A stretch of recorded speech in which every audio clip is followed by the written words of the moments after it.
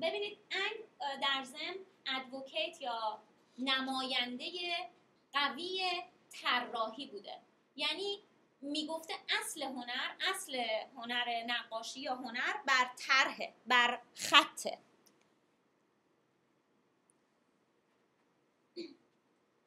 که خب واقعا از این جهت هیچ کس به پایمون نمیرسه در مورد طراحی کارهاش و در مورد این عکس بوده. اصلا این به خصوص مثلا تابلوی پرنس بروژلی رو که میبینی، انگار دست آدم میتونه لابلای ساتنای لباس این بره.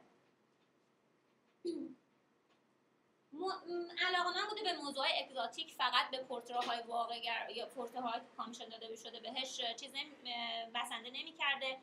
آثاری که انگ کشیده در قرن ما موضوع یک نوع نقد جدیدی شده به اسم اورینتالیسم به عنوان نقد بر اون اورینتال گرایی یا شرق گرایی که انگ داشته. همچنان که میبینین شرق براش مثلا در ترکیش بت یا در اودالیسک یعنی زن خوابیده دراز کشیده در حالت ریکلاینینگ و لغتش فکر کنم ریشه ترکی داره. اودالیسکی که انگ برامون میکشه یا ترکیش بت که میکشه فقط موضوع اگزاتیزمه و حتی ممکنه اکورسی رو که نئوکلاسیسیسم تا یه حدی بهش باور داره، هرچند آرمانگراست، ولی به هر حال اون ساهای اساطیری رو تا یه حدی دنبال میکنه. در این چیزی نمیریم، همه چیز دنیای انگار یک چیز فانتزیواری داره ولی تفاوت داره، بیس بر فانتزی نیست. خب یک چیزی رو که معمولاً در دوره قبل هم بهش اشاره می شده اینه که تا یه حدی شروع میکنه داستان واقعیت فدای اون موضوع شدن. مثلا یکی از انتقاداتی که به تابلوی داوید میشه راجع به این تابلوی داوید سوگند هوراتی میشه اینه که آخه کدوم جنگی بوده که مردم یا جنگجویانش در شلوار نپوشن؟ اینا همین الان اگه بخوان بدون شلوار وارد هر جنگی بشن تو خیابون هم برن پاهاشون باید زخم و زیلی بشه مثلا، در حالی که این براش مهم برای داوید این بوده که آناتومی اینا نشون بده.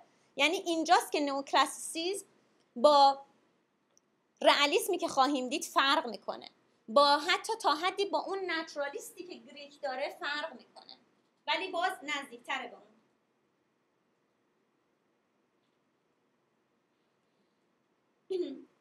رومانتیسم شعارش، اگر شعار نئوکلاسیسیسم رو عقل بدونیم، رومانتیسم شعارش احساسه. بر اساس یک گفته گوته در حقیقت شکل میگیره یا پایه و بنیانش اینه all is feeling، همه چیز احساسه.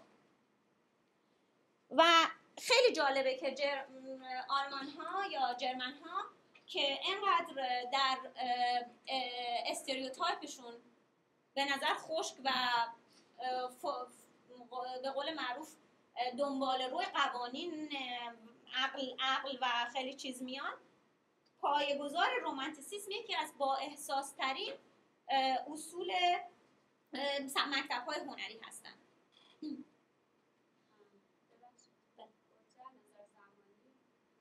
نه قبل‌تر از این، گوته قبل‌تر از اینه، ولی این کسایی که میارنش دو نفر در حقیقت رومانتیسیسم ادوکیت داره ولی معروف‌ترینش دلاکرووا هستش. اینا میرن به نوشته‌های نگفتن. در ضمن رومانتیسیسم در ادبیات هم وارد شده.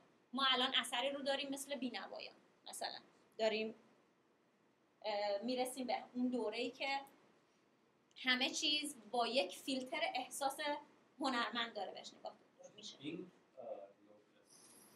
بله این نئوکلاسیکه، ولی این نئوکلاسیکیه که ادوکیت آکادمیا میشه.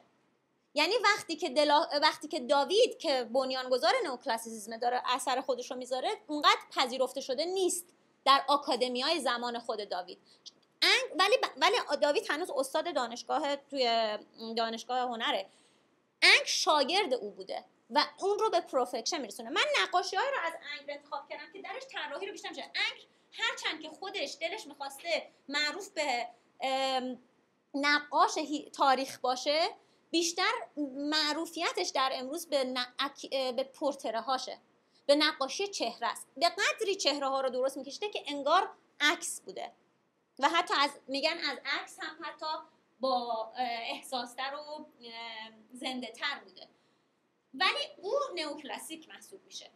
یعنی ما یه سری چیزا رو میبینیم الان دیگه پس زمینم خب ساده است، ولی دیگه چیز آرکیتکچر رومن نمیبینیم. در فورگراند شخصیت داریم، شخصیت ما داستانی رو نمیگه مثلا برامون، هیچ مورالیتی وجود نداره. مثل چون یادمون باشه نئوکلاسیسم اومده که به ما بگه اخلاق رو به قول معروف هول بده جلو و تبلیغ کنه. مثلا راجع به مرگ سقراطه که چقدر کار با پرینسیپلی کرده که شهد شوکران رو مینوشه. راجع به سوگند 3 برادر هوراتی هست به پدرشون که یا ما جنگ رو دشمنان روم رو میبریم یا جانمون رو برای روم میدیم.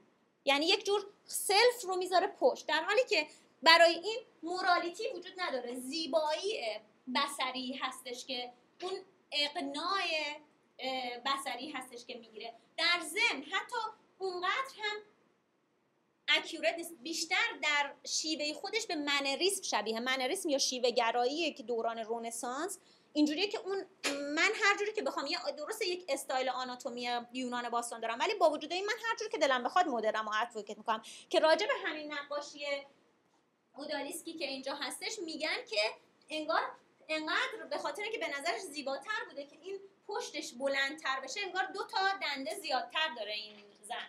یعنی از نظر آناتومی درست نیست، برای اینکه کی هم بعد سرهای کوچیک، همیشه سرهاشون کوچیک و پایین تنه های بزرگ داشته براش، یعنی یه جور آیدیالایز میکرده مونشه. ولی این سلف پورتری خودشه، چنانچه میبینین اکیورسی و چیزا هم هست. در ضمن یکی از خصوصیت‌های رمانتیسم اینه که رنگ‌های زنده و گرم درش کمه. انگ رنگ‌هایی مثل رنگ‌های آبی و رنگ‌های سردتر رو بیشتر تاریخی میدونسته و اون رو اصلا چیز میکرده. اینم برای یک از دوستان گذاشتم که ما یه جای دیگه یک نمونه امپرسیونیستی از اینو دیده بودیم که یعنی همین پوز و همین زن با همین ردای سر بود که فقط همینجوری گذاشتم که ببینید که چیز بود. خب بریم به یه سری چیزا رو بگیم. سابجکت رومانتیسم، موضوع رومانتیسم اساطیر هستن، گاهی موضوعات اگزاتیک هستن. نیچر و نقاشی منظره شروع میکنه اهمیت پیدا کردن و در ضمن هر چیزی که درش تنش هست، یعنی وایلنس، مثلا صحنه جنگ، صحنه شکسته شدن یک کشتی. تون حالتی که داره تون سابجکتیوی هستش، یعنی میاد یک نظری میده در اتفاقی که داره میفته، از دور نگاه نمیکنه. رنگ‌هاش هم رنگ‌هایی هستن که رنگ‌های قرمز شدید، سایه روشن‌های بسیار شدید هستن و تکنیکی که اگه یادتون باشه داوید هرچند که تکنیکش در دوره ناپلئون تغییر میکنه و براش استروک با وجود این هیچ وقت توش نمیاد و همونطور که در مورد انگ میبینیم که انگ هم هیچ گونه ما تاچ قلم رو نمیبینیم، در اینجا شروع میکنه به اومدن. یعنی در تابلویی که دلاکروا کشیده لیبرتی لیدینگ دی پیپل میبینیم که چقدر رنگ ها با هم قاطی میشه.